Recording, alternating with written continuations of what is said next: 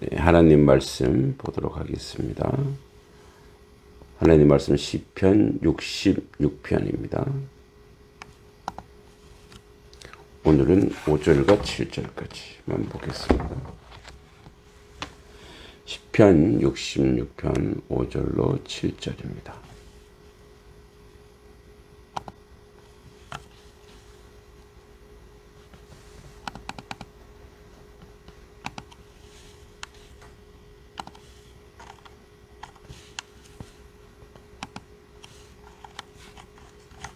오 절부터 7절 구약성경 848쪽이 되겠습니다.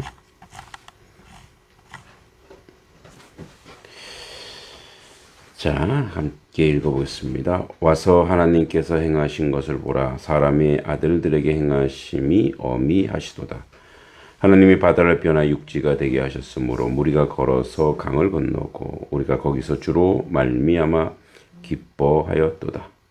그가 그의 능력으로 영원히 다스리시며 그의 눈으로 나라들을 살피시나니 거역하는 자들은 교만하지 말지어다. 아멘. 이제 우리가 어제부터 시편 66편을 함께 보고 있습니다. 이제 두 번째 단락인데요. 5절과 7절은, 그러니까 1절과 4절은 온 땅을 향한 하나님의 찬양을 수미상관법을 써서 강조하며 찬양했고, 5절과 12절까지가 이제 선민 전체의 구원과 연단 및 회복에 대한 간증인데, 특히 5절과 7절은 과거 선민의 하나님이 구출해가는 과정을 이제 표현하고 있는 그런 내용입니다. 그래서 오늘 5절을 보면 와서라고 되어 있습니다. 와서 하나님께서 행하신 일들을 보라는 그런 표현으로 되어 있습니다. 이제 여기 보면 이 하나님께서 어떻게 이 출애굽하여 가나안 땅으로 입성 삭거하셨는지를 간증 형식으로 얘기하고 있는데, 그러니까 경험 형식으로 얘기하고 있죠. 그래서 서두에 직접적 초청 문구가 나옵니다. 와서 보라. 레쿠 우레우람. 너희는 오라. 그리고 너희는 봐라. 이런 표현이죠. 그러니까 2인칭 복수 명령형을 써서 너희 이라는 표현을 통해서 직접 이제 와서 확인해 봐라.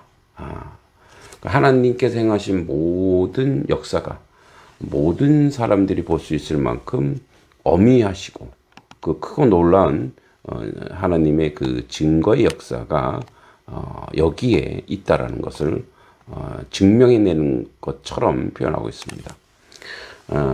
이제 신약에서도 빌립이 예수님을 만난 후에 나다나엘을 찾아가 자신이 만난 나사렛 예수가 바로 구약에 예언되어 있던 메시아임을 전하다 나다나엘이 이렇게 얘기합니다. 나사렛에 무슨 선한 것이 날 수 있느냐라고 의문을 제기합니다. 이에 빌립이 얘기하죠. 와서 보라. 그래서 나다나엘을 초청하고 있는데, 이처럼 이러한 와서 보라라고 하는 것은 선교적 그 성격을 갖고 있습니다. 내가 지금 찬양하는 하나님이, 내가 본 예수님이 어떤 분인가를 내가 말로 설명할 수가 없다. 와서 보라. 이것처럼 강력한 요구가 없죠. 내가 본 것을 너도 와서 보라. 이런 얘기죠. 그래서 하나님께서 구원을 위하여 행하신 이 놀라운 능력이 얼마나 크고 은혜로운지를 직접적으로 표현하고 있습니다. 그리고 5절에 계속 보면 사람의 아들들에게 행하심이 어미하다 이렇게 얘기하고 있습니다. 그러니까 주의 또 본문의 2절에도 그렇게 나오죠. 주의 일이 하나님의 이름이 얼마나 영화로운지를 이야기하고 있습니다. 사실은 이 부분이 바로 이제 사람의 아들들이라고 표현했는데, 사람이라는 것은 아담, 아들들이라는 것은 그의 흙으로 지음받은 모든 피조물로서 인간을 이야기하고 있는 것입니다. 그러니까 하나님께서 행하시는 어미하심은 어느 한 세대에 국한되지 않고 하나님 역사 가운데 계속 진행되고 있다는 거죠. 시인은 하나님께서 행하신 역사는 다름 아닌 인간들을 위한 것임을 밝히며 인간들을 위하여 지속적으로 이루어지는 이런 하나님의 구원의 역사의 장엄함을 찬양하고 있는 것입니다. 이 본절에서 말하는 바 하나님께서 이 인생에게 행하신 것은 오늘 본절을 볼 때 하나님 백성 특히 이스라엘의 과거에 행하신 일을 염두에 둔 표현입니다. 하나님의 구원의 역사는 어느 한 민족에 국한되는 것이 아니지만 특히 구약시대의 구약 선민 이스라엘 중심으로 구속사가 전개되었으므로 시는 특히 여기에 집중하고 있는 것입니다. 본문은 인간이 하나님께 드려야 할 찬양은 인간이 하나님을 위해 무엇을 했는가 또 무엇을 바쳤는가가 아니라 하나님께서 인간을 위하여 무엇을 하셨는가에 초점을 맞춰져 있다는 사실을 보여줍니다. 어미하시도다. 이 부분은 하나님의 그 위대하심이 인간이 보기에 찬양할 수밖에 없고, 그러니까 원수들까지도 하나님을 모르는 사람들까지도 표현해낼 수밖에 없는, 드러낼 수밖에 없는 것이라는 거죠. 6절에 하나님이 바다를 변화의 육지가 되게 하셨으므로 우리가 걸어서 강을 건너고 우리가 거기서 주로 말미암아 기뻐하였도다. 이 부분이 이제 홍해 바다일 수도 있지만 사실은 요단강일 가능성이 좀 크죠. 하나님께서 인생에게 행하신 일이 무엇인지 구체적 예를 들어 간증합니다.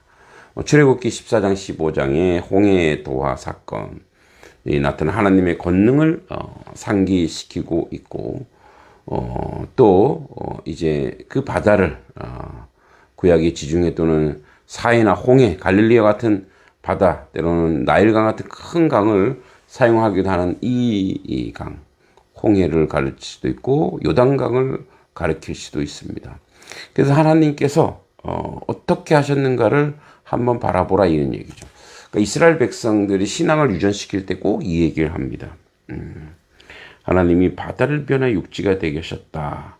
그래서 물이 뭡니까? 이스라엘 백성이 걸어서 강을 건너 우리가 거기서 주로 말미암아 기뻐하였도다. 즉 하나님의 역사가 이스라엘을 향하여 있는 그 하나님의 놀라운 역사를 통해 하나님이 어떻게 우리와 함께 하시는가를 확인하고 있는 거죠. 그래서 걸어서 강을 통과했다라고 하는 이 역사, 그곳이 바다였습니다. 그것이 바다였는데 이 그 바다가 걸을 수밖에 없는 거죠. 가나안 정복 정착 전쟁의 요단강 도하 사건, 여호수아 3장이 나오죠. 이 요단강 도하 사건은 BC 1446년경에 있었고, 요단강 도하 사건은 홍해 도하는 1446년, 요단강 도하는 1405년이죠. 그러니까 이 두 사건이 병행되어서 40년을 간격으로 두 사건이 이루어지고 있는 거죠. 네. 그래서 강을 건너서 걸어서 갔다란다고 하는 그 하나님의 그 역사의 증인들인 거죠. 예. 이것이 분명히 바다였고 강이었지만 하나님이 우리를 걸어서 가게 했다라고 하는 그 하나님의 역사. 하나님이 우리를 위해서 피조 세계, 창조 세계를 변화시킬 수도 있겠구나.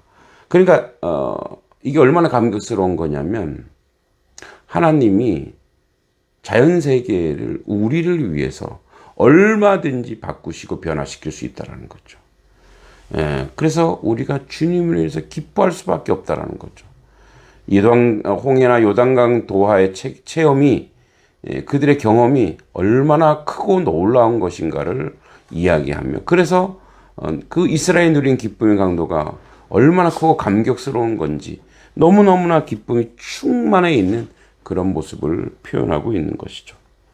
우리도 뭐 요단강 도하나 홍해 도하가 아니더라도 일상에서 하나님을 만나고 하나님을 경험할 때 오는 그 놀라운 은총이 얼마나 크고 은혜로운지, 그죠? 저희가 이제 수요 예배 때 한 달에 한 번씩 우리 성도님들의 삶에 하나님의 그 개입, 인생 중에 그 부분을 간증하는 그런 시간을 갖는데, 이제 우리 성도님들의 삶의 모습을 들어보면, 하나님이 우리 가운데 이렇게 이런 모양 저런 모양으로 개입하시고 간섭하시는구나.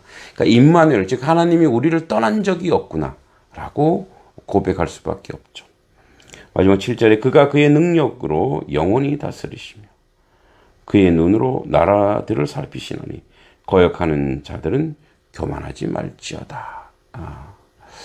그죠? 하나님은 영원한 통치자입니다. 그래서 7절에서 하나님께서 과거 선민 이스라엘을 구원하여 주심에 대해 해상하고 있죠.